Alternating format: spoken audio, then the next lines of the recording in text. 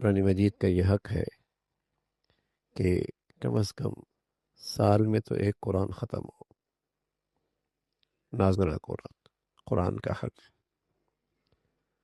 اور بعض کچھ نصیب ہوتے ہیں ماشاءاللہ، وہ ہر مہینے میں ایک قرآن ختم کر لیتے ہیں۔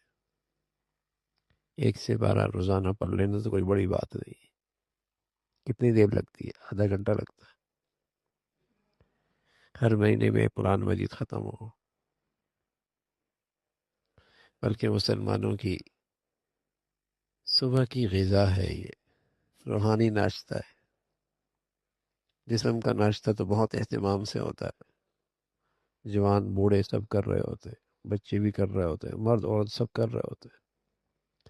لیکن کیا یہ اچھا ہے کہ ہماری گھر کی عورتیں بھی اور ہمارے گھر کے ہر فرد تلاوت قرآن سے اپنا روحانی ناشتہ بھی کر لیا کرے، تاکہ روح کی تازگی بھی ضروری ہے۔ صرف جسم بہت اچھا ہو نا اور روح بیمار ہو تو زندگی میں بیلنس نہیں ہو سکتا۔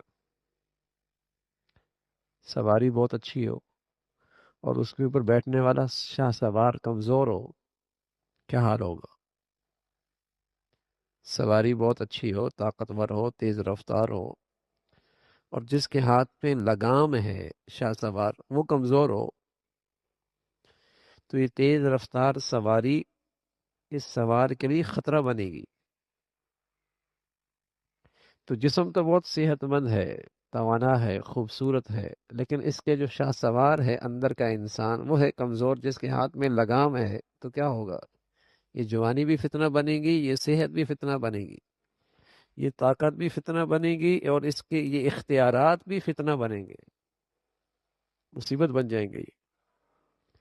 اس لیے کہ وہ جو اندر کا شاہ سوار ہے اس کے پاس طاقت نہیں کہ کنٹرول کر سکے اسے۔ مسئلہ یہ ہو رہا ہے، کہتے ہیں غصہ کنٹرول میں نہیں ہے، کہتے ہیں آنکھ کنٹرول میں نہیں ہے، کہتے ہیں زبان کنٹرول میں نہیں ہے، کیا کریں؟ کنٹرول نہیں ہوتا۔ نظریں آوارہ ہو گئی، زبان بےہودہ ہو گئی، اس لیے کہ وہ اندر کا انسان اس میں طاقت نہیں ہے کہ اس چیز کو کنٹرول کر سکے۔